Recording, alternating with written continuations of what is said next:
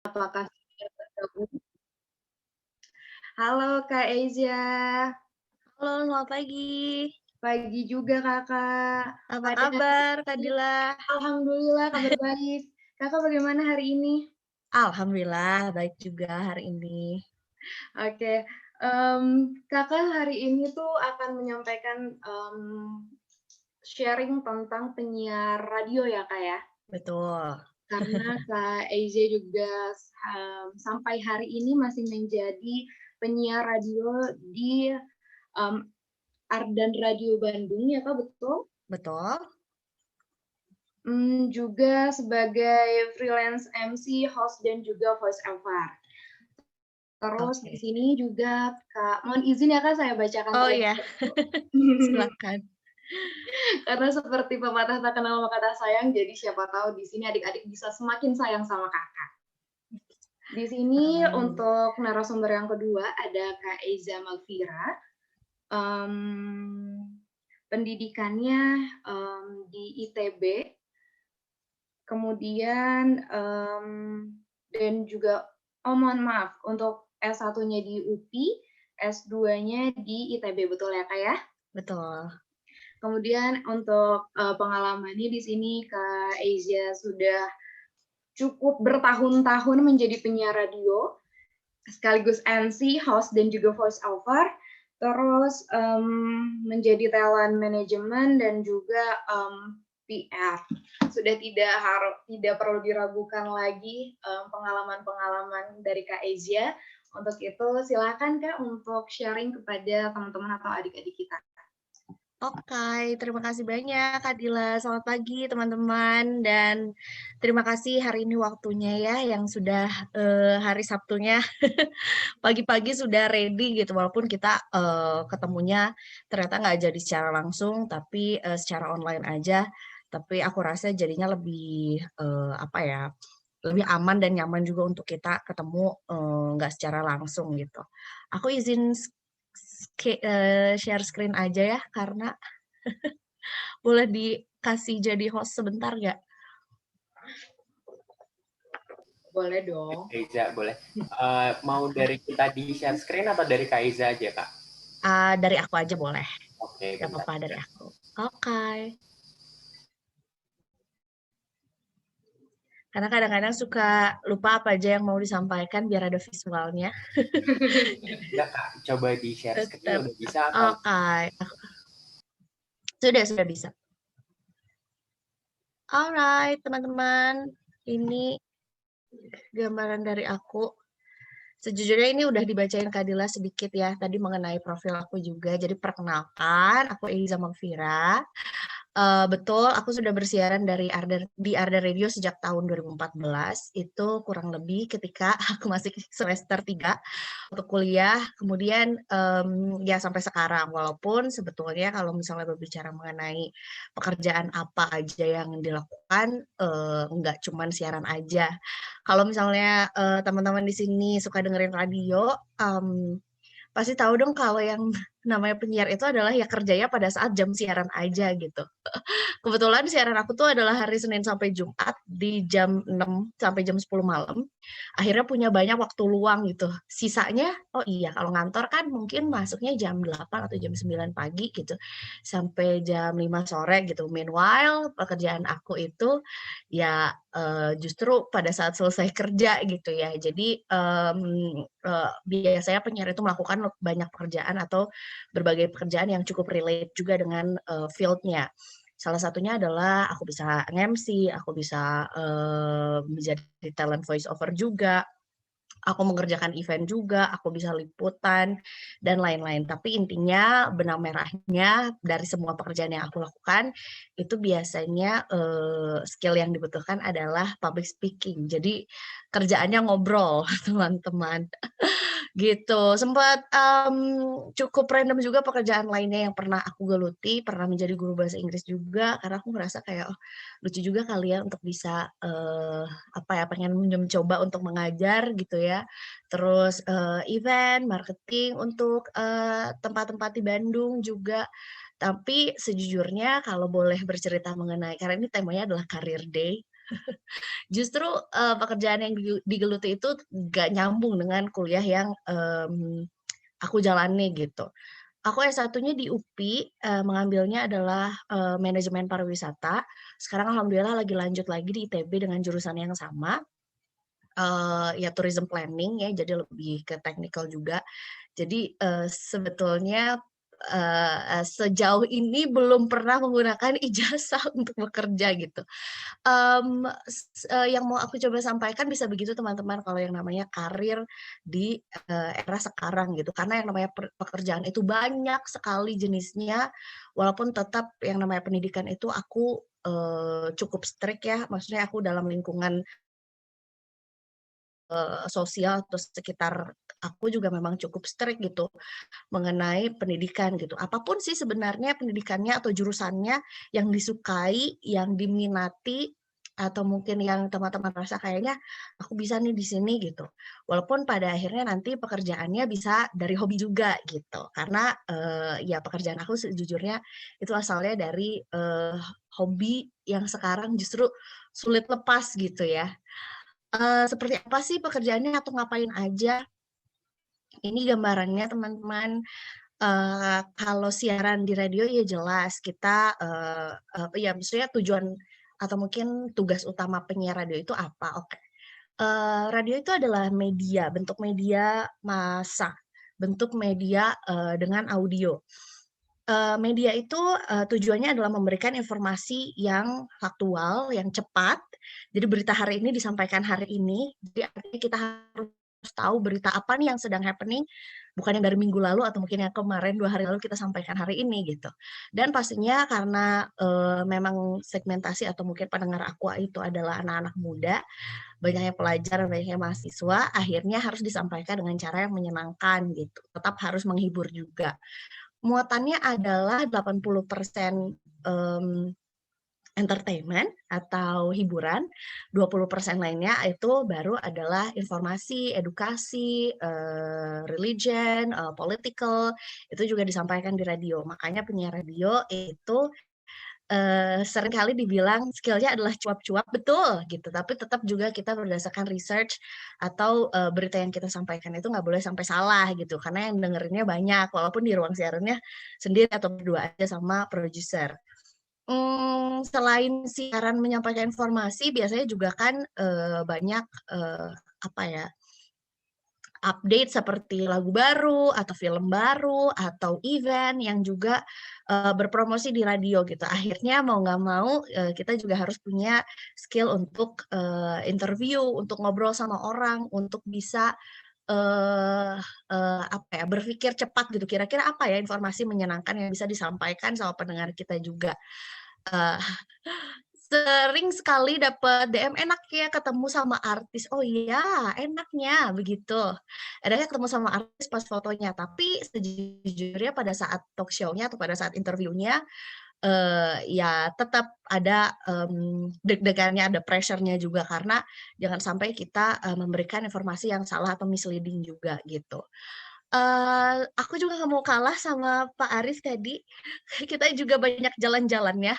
Sayangnya di tahun 2020, sampai sekarang ya, kita tuh jalan-jalannya tuh kalau ada event, kalau ada sesuatu yang seru yang bisa kita sampaikan ke pendengar kita juga. Karena sekarang kan kalau radio memang analog ya, tapi aku yakin nih apalagi mungkin teman-teman, lahirnya di atas tahun 2010 kali ya, di atas tahun 2000 lah, kalaupun memang tidak pernah mendengarkan Ardan, itu pasti minimal udah pernah lihat Instagram-nya, nonton YouTube-nya, nonton TikTok-nya, ya dan dengar podcast-nya misalnya atau lain-lain. Karena betul kita sudah terdigitalisasi, jadi, produk yang kita punya itu nggak cuman on air atau radionya aja, tapi juga produk digitalnya gitu. Akhirnya kita berubah menjadi visual radio.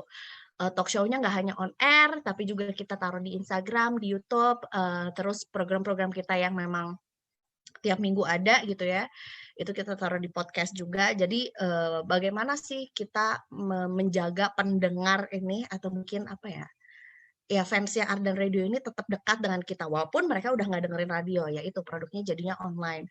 Nah, Ya dulu kita sering sekali jalan-jalan diundang ke event juga gitu ya untuk, meliput acara itu, nggak tahu nih ada yang kenal dengan wajah-wajah yang ada di screen nggak ya? Saya berusaha untuk kayak, apa ya yang, adik-adik mungkin, kenal gitu ya. Karena biasanya kalau yang seumuran aku tuh ya, kita tuh bisa milih sebenarnya, ini nih ada interview dengan, siapa namanya, Leni gitu, siapa yang mau maju gitu. Ada, nonton, ya The 1975, siapa yang dengerin lagunya gitu. Ya udah kita akhirnya, voting atau mungkin biasanya, boro-boro gitu siapa yang mau duluan gitu ya.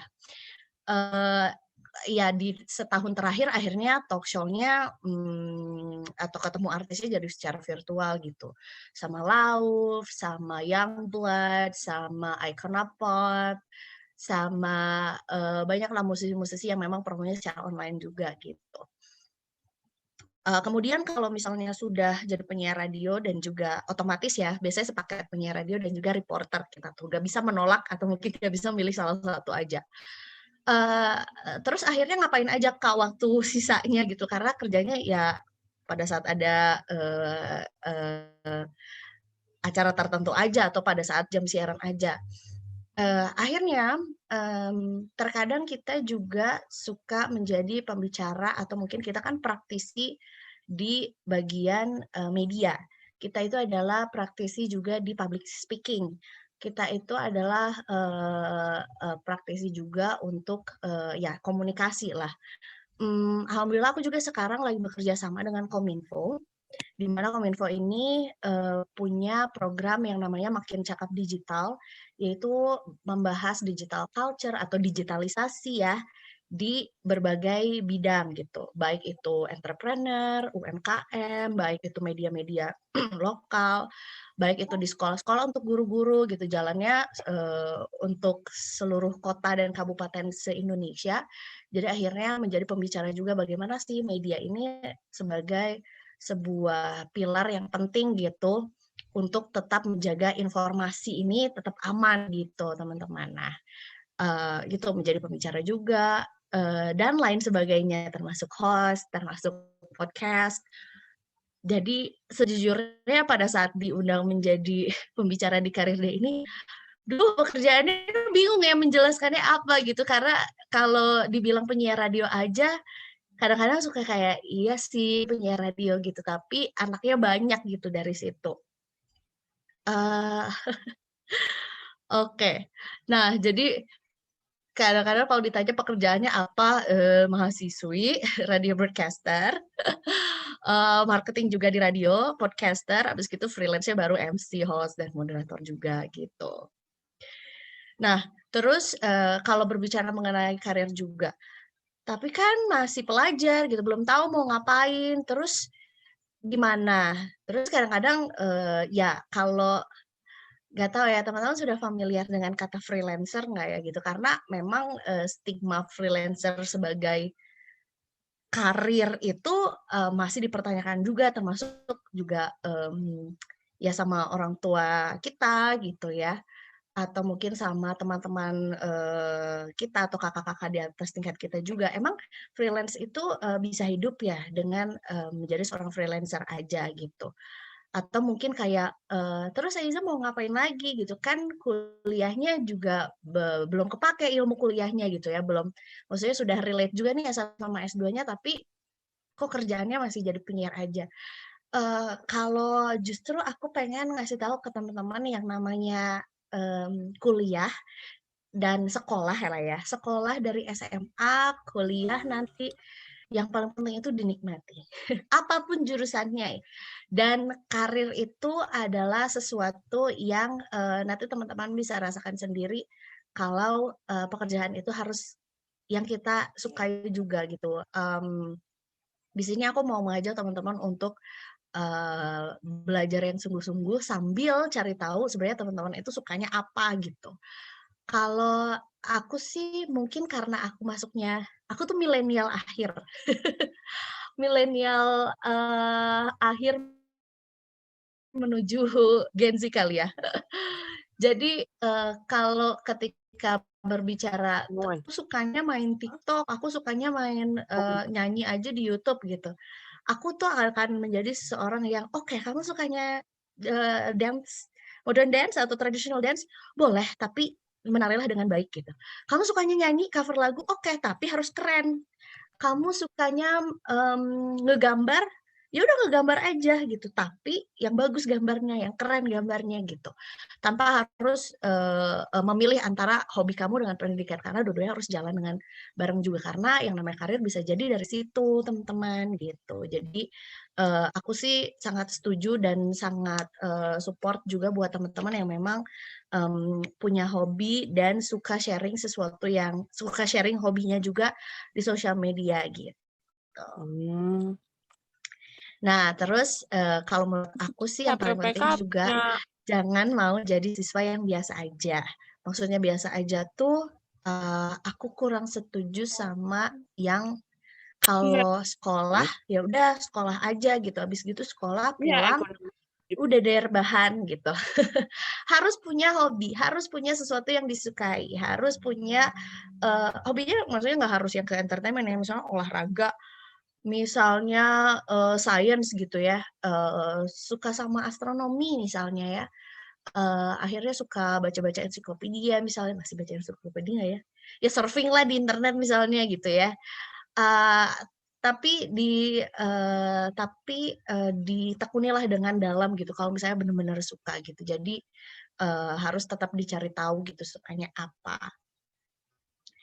Nah, terus harus gimana nih untuk menjadi siswa yang, nggak biasa aja, karena yang namanya karir sekarang, aku bisa bilang yang namanya jadi guru sekarang keren-keren. Apalagi sekarang digital kayaknya tuh ada aja idenya, gitu ya. Menjadi, misalnya arsitek juga, arsitek sekarang keren-keren gitu.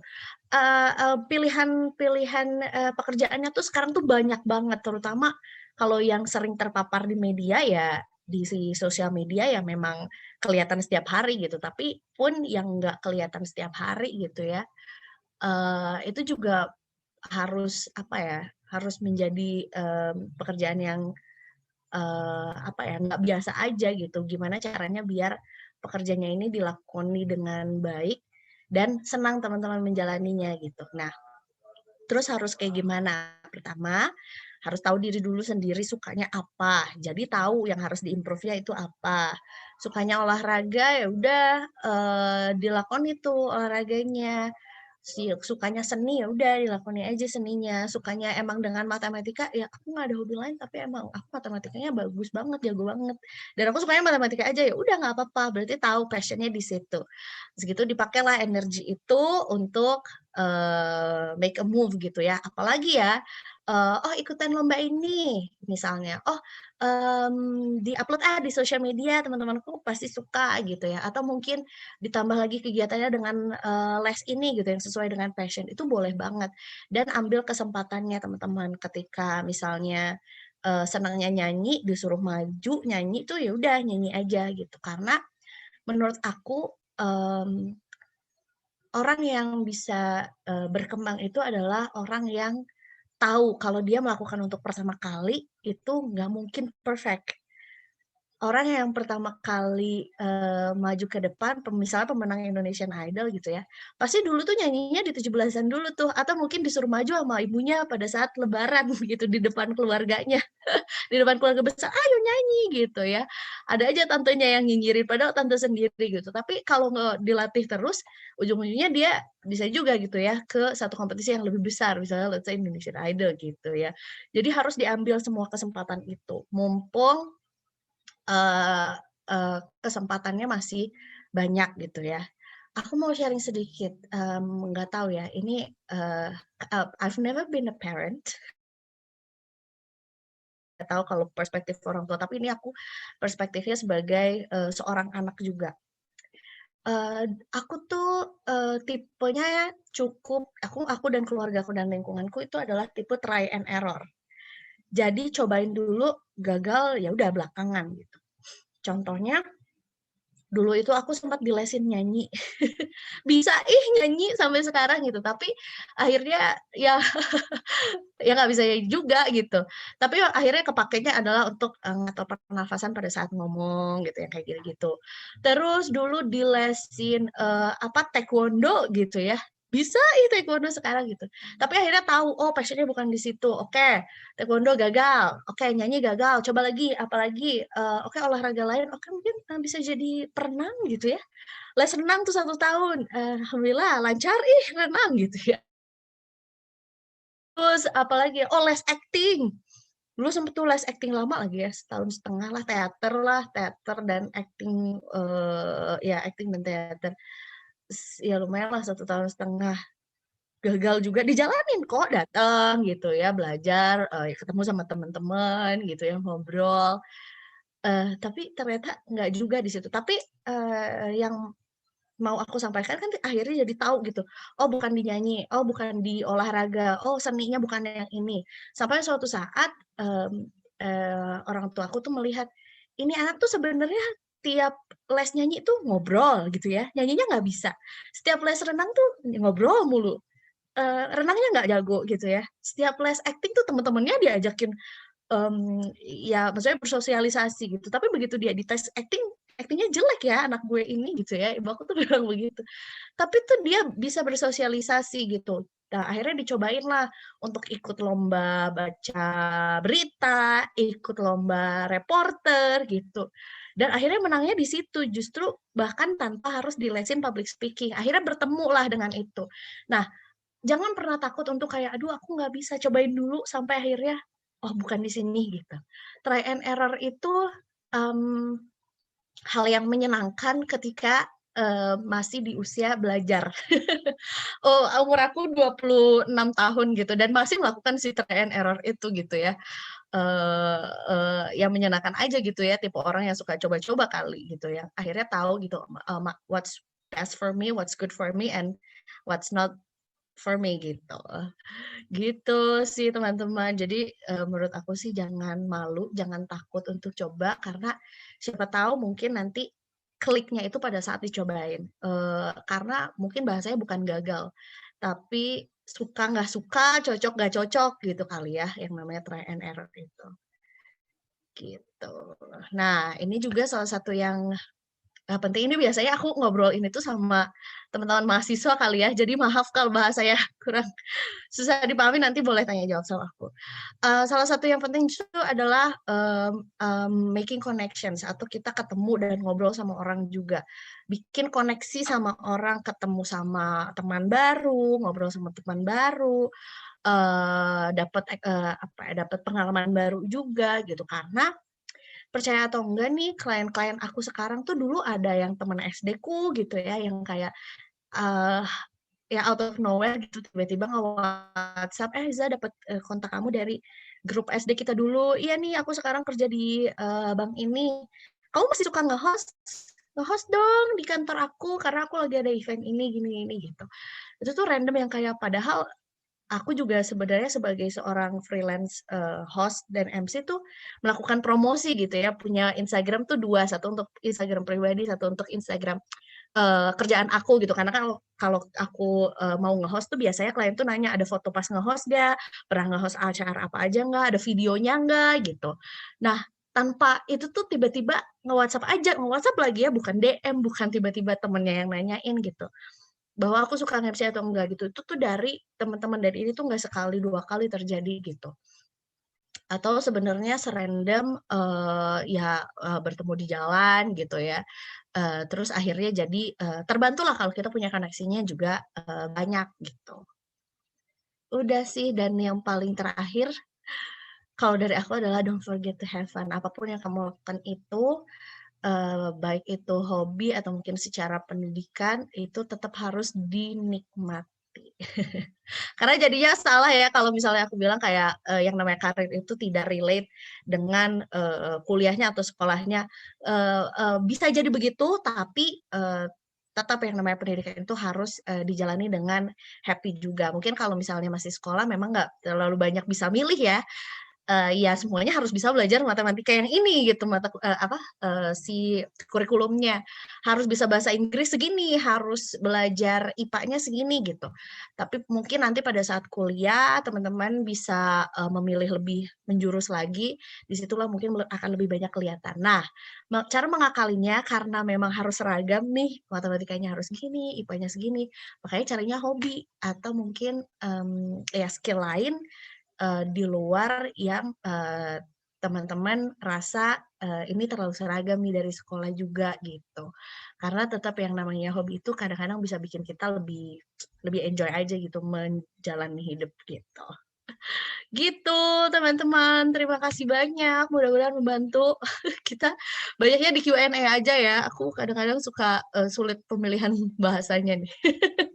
Terima kasih. Terima kasih Kak Izya. Berarti kalau misalkan kita yang masih SMP nih ya Kak, karena mungkin ada beberapa yang kayaknya, aduh kalau les kayaknya agak berat deh. Nah nggak usah khawatir ya Kak, karena di sekolah juga biasanya suka ada ekstrakurikuler ya Kak ya? Iya betul. Kelihatan nih udah lama lulusnya, jadi udah lupa. Iya ada ekskul. Atau sekarang tuh banyak kan webinar-webinar gitu. Kompetisi-kompetisi online gitu, yang kayak gitu-gitu tuh aku tuh nggak tahu kenapa ya, aku tuh emang seneng aja kali ya ikut yang kayak gitu-gitu. Iya betul Kak, aku setuju. Nah Kak ini ada pertanyaan yang masuk, bila izin membacakan. Di sini ada Kak Dita, katanya, halo Kak Asia, aku Dita, izin bertanya, dulu kakak mulai suka di penyiaran pas kuliah atau masih sekolah? Dan join Ardan itu ketika kakak Ardan School dulu apa gimana? Oh oke. Iya dulu aku join Ardan School memang pada saat sekolah, karena pada saat itu memang radio school tuh emang lagi happening banget.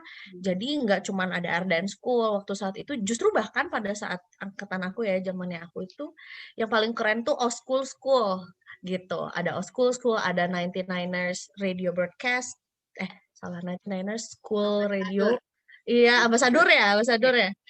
Habis gitu, iya ada Ardan School juga gitu. Jadi pada saat SMA udah mulai, tapi pada saat itu tuh aku belum tahu public speaking itu adalah satu istilah yang kayaknya baru aku pahami itu pada saat kuliah deh. Oh ini tuh namanya public speaking gitu ya, ngomong depan orang tuh ternyata considered as a skill, masuk ke dalam sebuah skill gitu. Iya sih dari SMA dan kuliah gitu, dari SMA bahkan. Oke. Aku juga dulu pernah ikut Ardan School tau Kak. Oh iya, kita berjumpa dong. Iya, aku ikut yang tahun 2015 waktu itu. Oh, 2015 mungkin aku masih training kali di Ardannya, jadi nggak ini. Ada pertanyaan lagi nih Kak, dari Kak Hesti Dwi Utari, katanya, gimana sih Kak caranya nemuin kemampuan kita di public speaking waktu sekolah? Oke. Oh, ini juga nih teman-teman. Ini dari perspektif aku. Aku tuh uangnya banyak gara-gara presentasi skill. Karena teman-teman zaman dulu itu, ini ada satu yang harus ditiru, ada yang satu yang jangan ditiru ya. Jadi biasanya dulu tuh kalau kerja kelompok tuh selalu kayak Eza ya udah Eza aja yang presentasi gitu. Suka aku manfaatkan, ya udah aku yang presentasi tapi kamu yang ngerjain ini akhirnya bisa ngatur gitu teman-teman yang lain ngerjain apa karena aku yang presentasinya gitu. Nah, itu tuh terbawa gitu. Aku tadi udah bilang kan aku tuh nggak tahu kalau itu tuh ternyata public speaking skill gitu. Yang aku tahu tuh adalah ya udah pede aja berani di depan orang ngomong gitu. Dan awalnya tuh dari sekolah karena selalu disuruh maju sampai akhirnya kalau sekolah punya lomba apa tuh porak gitu ya, atau misalnya porseni gitu atau pensi bahkan itu tuh ya udah Eiza aja gitu yang maju gitu. Nah, dari situlah aku mulai kayak, gue lagi deh. Kayaknya kenapa sih orang tuh kan nggak ngomong aja gitu, kenapa susah gitu. Sampai akhirnya menyadari kalau, oh ternyata ini adalah sebuah skill yang ketika udah nempel dan kita udah merasa nyaman gitu ya, bisa maju terus gitu gara-gara itu gitu. Nah, Ya udah akhirnya, menyadari kalau itu aku tuh bisa tuh, setelah sering disuruh maju gitu pada saat, sekolah gitu dan udah deh sampai sekarang akhirnya kerjaannya presentasi terus gitu ya, termasuk jadi pembicara kan presentasi. Kayak tadi cerita ke teman-teman juga kan sejujurnya itu adalah presentasi juga, nge-MC juga kan sebenarnya dari situ juga public speaking skill-nya gitu. Jadi, menemukannya tuh secara nggak sengaja gitu.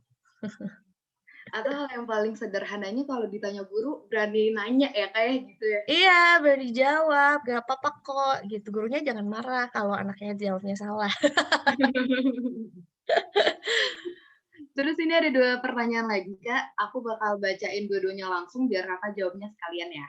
Boleh? Ini ada dari Kak Muhammad Nefri, katanya, "Halo Kak Asia, aku izin nanya gimana pengalaman Kakak waktu pertama kali banget jadi penyiar?" Dan yang kedua ada dari Karisa, katanya, "Hai Kak Asia, aku tuh pendengar setianya Ardan loh sampai sekarang aku punya anak. Seneng bisa dengar penyiar siaran itu, pingin banget rasanya jadi penyiar, tapi belum kesampaian sampai sekarang. Gimana sih Kak supaya kita pede buat ngomong di depan banyak orang?" Silahkan Kak. Oke. Pengalaman pertama waktu jadi penyiar, eee, apa ya, tapi tapi, pertama kali itu nggak ada yang enak sih menurut aku ya. Pertama kali nge-MC, pertama kali siaran, pertama kali jadi, moderator, jadi host, itu tuh kayaknya yang diingetnya tuh kayak, aduh salah ngomong gitu ya, aduh kurang oke gitu ya, penyampaiannya, aduh kayaknya, eee eee, kliennya jutek banget, kayaknya aku jelek deh gitu. Dulu kayaknya pertama kali jadi penyiar gimana ya, kayak ada deh salah ngomong gitu ya, salah muterin lagu, salah, apalagi ya, muterin iklan sih enggak sih ya, karena aku selalu tuh deg-degan kalau iklan tuh kayak, "Ah, jangan sampai salah muterin." Tapi kayak salah muterin lagu misalnya harusnya, "Ya nih ada lagu ini dari ini," gitu, tapi yang diputerinnya apalah gitu. Itu tuh pernah terjadi gitu. Lupa matiin mic nggak Kak, pernah nggak? Enggak, tapi temanku pernah. Jadi obrolan gosip dengan kita kan kalau di ruang siaran berdua doang ya sama produser. Terus ya lagi ngegosip sama produser gitu on air dimarah. Aku belum pernah, tapi kalau temanku pernah begitu. Ya itu bisa kejadian juga gitu. Terus terima kasih udah setia mendengarkan Ardan. Gimana supaya pede ngomong di depan banyak orang? Eh, jawaban aku tuh pasti klise sih, karena latihan, karena terbiasa, ya karena terbiasa kalau udah nemu nyamannya, ternyata nggak apa-apa ya ngobrol di depan banyak orang gitu. Ternyata, seru ya gitu ya ngomong di depan ratusan orang, terus orang ngeliatin kita energinya jadi, semangat balik, terus ketemu nih, serunya gitu. Biasanya kalau udah ketemu kayak satu ternyata nggak apa-apa ya, 2 menyenangkan juga ya gitu, ketiga udah mulai merasa nyaman nih dengan diri kita, udah tahu apa yang mau diomongin gitu, udah, ya ketemulah nyamannya, biasanya juga nanti nagih lagi gitu, oke kemarin udah di pensi gitu, nanti berarti harus bisa di konser misalnya yang lebih gede, atau nanti harus bisa di skala yang lebih gede. Biasanya tuh ada keinginan pengen lebih juga gitu dan tapi tetap yang paling utama adalah ketemu dulu tuh si nyamannya gitu. Kalau pede tuh biasanya, muncul ketika kitanya siap. Jadi kitanya sudah siap secara mental, oke, divisualisasikan nanti keadaannya akan seperti apa, dan tahu gitu nanti mau, ngomongin apa gitu. Penguasaan materi itu, ngaruh banget ke kepedean gitu ya. Jadi kalau udah tahu mau ngomong apa, siapa yang akan diajak ngomong, audiensnya seperti apa, itu biasanya pedenya muncul sendiri kok, gitu. Oke. Yang penting harus mau coba dulu ya Kak, apapun itu. Betul, cobain aja dulu, nanti kalau gagal belakangan. Apalagi untuk adik-adik kita yang masih SMP, kesempatannya masih jauh lebih banyak banget ya Kak ya untuk sukain. Betul, dulu aku juga sempat dipaksa ibu aku ikut lomba nyanyi, lomba gambar, sampai pernah tuh mewarnai sambil nangis kayak, nggak suka, nggak mau," gitu. Tapi akhirnya tahu, oh bukan di situ ya bidangnya gitu. Kalau sekarang sih diketawain. Jalanan yang, cukup panjang gitu sampai aku tahu kalau, oh iya memang aku di bidangnya di sini gitu. Iya, betul. Karena kita harus coba dulu semuanya sampai kita benar-benar tahu ada di mana kita ngerasa nyaman gitu ya, Kak, ya. Betul. Nah, rasanya penjelasan Kakak sudah cukup sangat lengkap dan membuat kita jadi kayak, oh seru juga ya menjadi seorang public speaking. Apalagi mudah-mudahan untuk adik-adik kita ini yang di SMP Firdaus bisa semakin terbuka untuk berani bertanya pada guru, berani untuk berteman dengan siapapun, dan berani mau coba untuk ikut ekskul apapun itu. Nah, Izin Kak tanya Ega, dong. kenapa? Izin tanya dong. Oh boleh, silakan. Halo Kak Eja. Halo, selamat pagi. Halo. Menarik sekali ya. Kerjanya kayaknya menyenangkan sekali. Bisa jalan-jalan, ketemu artis gitu ya Kak Eja ya. Iya, alhamdulillah. Saya kebetulan punya 2 orang putri nih. Saya sangat interest sekali.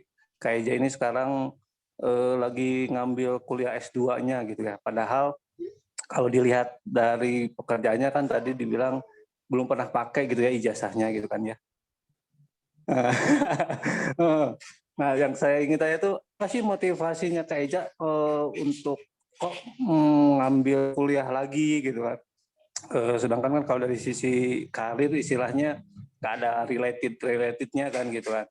Pengen banget juga nih nularin ke anak-anak saya juga sekolah tinggi gitu kan ya. Ini ada role modelnya nih Kak Eja nih yang istilahnya cantik, udah cantik, perempuan juga tapi masih mau kuliah sampai S2 gitu kan ya. Saya sih juga berharap anak-anak saya juga bisa seperti Kak Eja lah, bisa kuliah tinggi. Amin. Nah, saya ingin tahu sih motivasinya apa sih dari Kak Eja gitu, kuliah tinggi banget gitu. Mudah-mudahan juga bisa menginspirasi adik-adik kita di SMP and Firdaus ini nih gitu loh. Betul. Terima kasih Kak Eja. Terima kasih pertanyaannya. Oke, izin menjawab ya. Motivasinya adalah karena pengen aja, enggak deh. Jadi kalau misalnya boleh secara ya jawaban ringannya adalah ya karena pengen aja gitu. Karena aku memang tipe orang yang suka sekolah, Mas. Aku memang menikmati gitu momen kuliah. Terus aku ngerasa pada saat aku S1 itu kegiatan aku pada saat S1 tuh lagi seneng ngerjain event gitu kan. Event tuh lagi banyak banget tahun 13 sampai aku kan S1 2003 sampai 2017. Itu tuh event tuh lagi banyak banget dan aku tuh mengerjakan event gitu banyak banget dan akhirnya aku ngerasa, "Lah kok lulus sih? Udah lulus aja gitu, lanjut nanti," gitu. Yang memang kebetulan, di rumah juga, lingkungannya mendukung gitu ya. Jadi kayak, tetap dengan, apa ya, kalau kedua orang tua aku alhamdulillah nggak maksa, justru aku yang maksa kayak, "Sekolahin nggak?" Gitu. Pengen S2 gitu, karena memang keinginan aku yang ingin S2 dan aku merasa belum cukup gitu. Tapi di sisi lain juga memang, itu tadi pertanyaan dari, apa ya, atau mungkin stigma mengenai freelance yang bukan pekerjaan itu masih, menempel dan justru mempengaruhi aku juga kayak, I think I want to do something more gitu. Yang aku memang, insya Allah pengen juga sekalian, mengajar menjadi dosen, kemudian juga ada pekerjaan-pekerjaan lain yang aku masih penasaran ingin aku kerjakan juga gitu. Jadi itu motivasi lain yang, ingin aku, lakukan gitu setelah nanti lulus gitu. Karena, ya salah satu cita-cita aku juga menjadi dosen, menjadi researcher juga karena, eee, pengen aja gitu punya titelnya banyak gitu ya, bisa mengerjakan, satu dan lain hal juga. Cuman kalau dari ya itu tadi yang aku coba sampaikan itu adalah jujur, yang namanya belajar itu harus senang, harus menyenangkan. Menyenangkan itu kan bisa 2, kitanya yang senang atau lingkungannya yang membuat kita senang juga. Jadi, ini yang aku pelajari saat kemarin aku mencoba untuk menjadi guru ya di salah satu tempat les juga. Gimana ya cara membuat, eee eee, apa ya, ambience atau lingkungan belajar mengajar itu menyenangkan dan kalau bisa sih si muridnya itu tidak merasa kayak pressure gitu. Ya kayak, emang aku harus belajar, tapi belajarnya seru kok, jadi nggak beban gitu, nggak ngerasa, kenapa harus belajar, ah nggak penting gitu. Itu sih, dan yang kedua ya, mungkin, adik-adik juga bisa cari tahu ya itu, belajarlah yang kalian suka. Jadi mungkin pada saat nanti sudah lulus tuh, ya udah pelajari yang, kalian suka pelajarannya gitu. Karena aku juga kalau boleh jujur sih nggak semua pelajaran aku suka ya, dan nggak semua pelajaran aku bisa gitu. Tapi, tetap harus ada yang sukanya dan itulah yang ditekuni terus gitu. Karena kalau pakai suka mah pakai pakai ikhlas mah pasti jalan kok. Wah, Masya Allah. Terima kasih Kak Asia atas jawaban-jawaban dari pertanyaan yang telah ditanyakan kepada kakak. Kalau misalkan nanti adik-adik dari SMP Firdaus pengen seperti kakak, ada salah satu caranya nanti barangkali kalau pas ada Art Dance School bisa ikutan ya kak ya? Oh boleh banget, iya. Boleh boleh. Cari aja infonya, tapi Radio School nggak cuman Ardan kok. Ikutin aja apapun yang teman-teman suka, yang ada kesempatannya ambil kesempatannya. Betul, dan menyanyiakan kesempatan yang ada. Terima kasih Kak Asia atas penyampaian materinya. Tapi tunggu sebentar Kak, kita akan lakukan sesi foto terlebih dahulu. Untuk seluruh adik-adik dan juga teman-teman, boleh dinyalakan dulu kameranya. Kita akan lakukan sesi foto dengan narasumber kita yang kedua. Belum terbuka semuanya, boleh dibuka. Nah. Siapkan senyum termanisnya lagi bersama Kak Asia yang manis pada pagi hari ini. Siap? 1, 2, 3, senyum.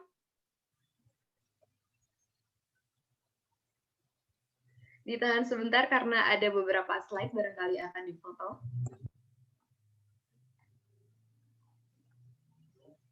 Oke. Terima kasih Kak Asia atas waktu di pagi hari ini. Mudah-mudahan apapun yang disampaikan oleh kakak bisa bermanfaat untuk kita semua dan juga untuk kakak sendiri.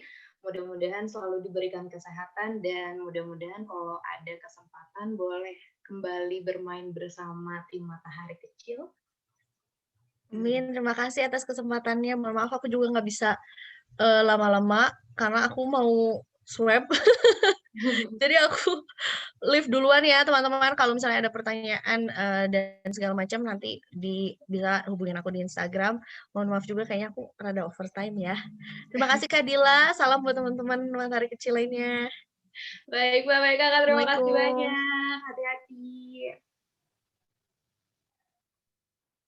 Ya, teman-teman semuanya dan juga adik-adik, alhamdulillah narasumber yang kedua telah selesai. Kita akan lanjut langsung ke narasumber kita yang ketiga, yaitu ada Kak Rosa Lestari yang akan menyampaikan sebagai pegawai